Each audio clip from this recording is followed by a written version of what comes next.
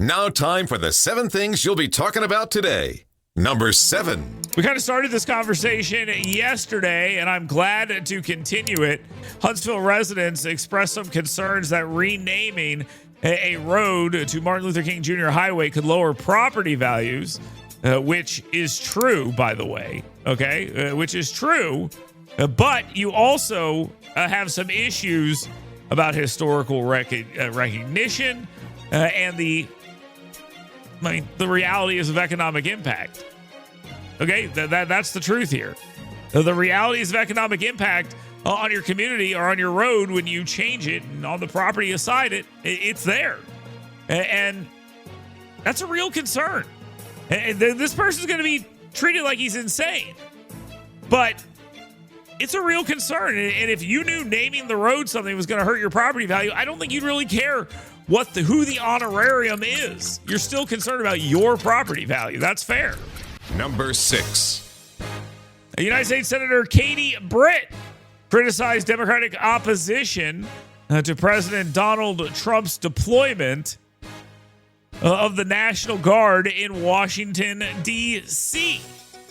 Now, they've been complaining about all sorts of things. 1, it's not necessary. 2, it's not enough. 3, they're picking up cigarette butts instead of fighting crime. 4, they need to stay out of our community. I don't know what their actual angle is, but it's basically throw up whatever you possibly can. Now, Britt rightly calls this absolutely ridiculous and wants stronger measures to ensure public safety. Any sane person would look at what's happening on the ground in D.C. and the polls that show that, yes, people do care about crime and deterring it and say more of this, not less. You wouldn't be calling Donald Trump an authoritarian Nazi. You'd be saying, thank you, sir. May I have another? Number 5. A recent poll indicates that a majority of Americans approve of President Donald Trump's approach to fighting crime. Yes. That means on immigration and intervention. I mean, what are we doing here? And we should know this, but the numbers are very, very clear. 81% of Americans see crime as a major problem in big cities. Who the hell are the 19% that don't? Are they criminals? Still, is really the only thing you could possibly see. And it is wild. And let's support the intervention in D.C., but still a majority. Okay? This is reality. Is the media representing this reality? Number 4. An angry mob of malcontents showed up at a Daphne, Alabama town hall and screamed at U.S. Representative Barry Moore, who's running for United States Senate. They yelled, "Shame!" and booed because they saw other people on TV doing this. Now, look, they're all a bunch of gray-haired losers who are retired, have nothing else to do. My Social Security is going to go away, and all this other nonsense. Screaming at your congressman, shame, is just a stupid thing to do, but that's what they're doing. The word got out. The progressive group Indivisible, Baldwin County, showed up. And they said of themselves, I'm proud of everyone tonight. I'm not proud of him. So they had no real ability to have a conversation. He did not get to speak to his constituents. A bunch of lunatics came and shouted him down. Of course, they're going to get praised for that. But yeah, these people weren't voting for Barrymore anyway. Number 3. Alabama Attorney General Steve Marshall urged the U.S. Supreme Court to overturn the secret gender transition policies that are taking place in some schools. This is a real thing.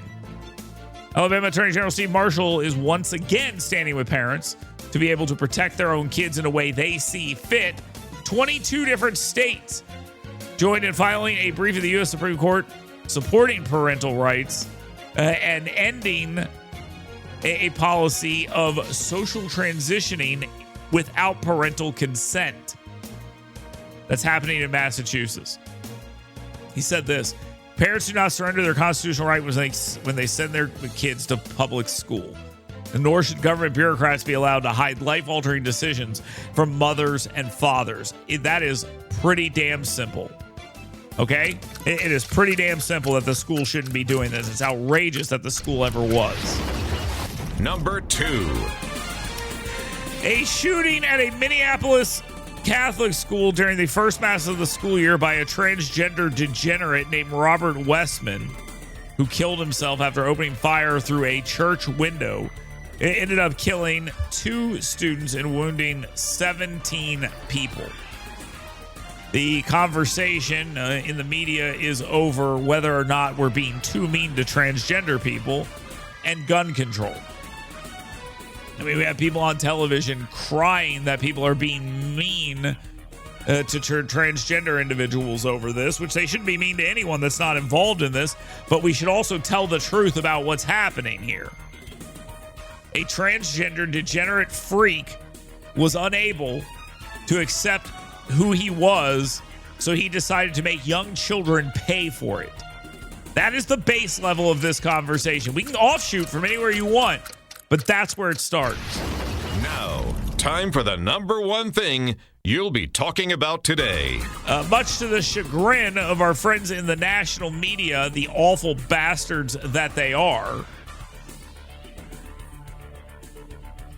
Alabama's elected officials say we need to do something about this, and we should offer our thoughts and prayers to those who are hurting. I want to learn more about what they want to actually do. That's what I'd like to actually see. What can we do about this? What can actually be done? Now, if you want to try to tell me that gun control is the answer, I'd be more than happy to listen to it, but I need you to actually tell me what that looks like and how exactly you get it done. If the Democrat message is stop praying and do something, tell me what that something is. Come to the table with something that you can get done. You want to talk about red flag laws? Let's talk about it. You want to talk about gun control? Fine, let's talk about it. But I don't tell me we're not allowed to have the conversation when you can't even start it. You're just making excuses at this point. I want to hear about what you want to actually do, what the answer actually is. And I have no idea what that can possibly be.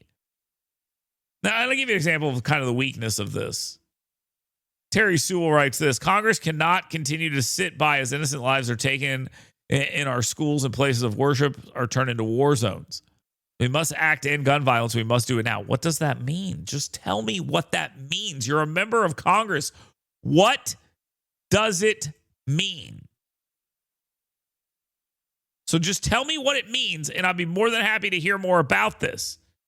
Just tell me what it means. How do we do it? That's what I want to know.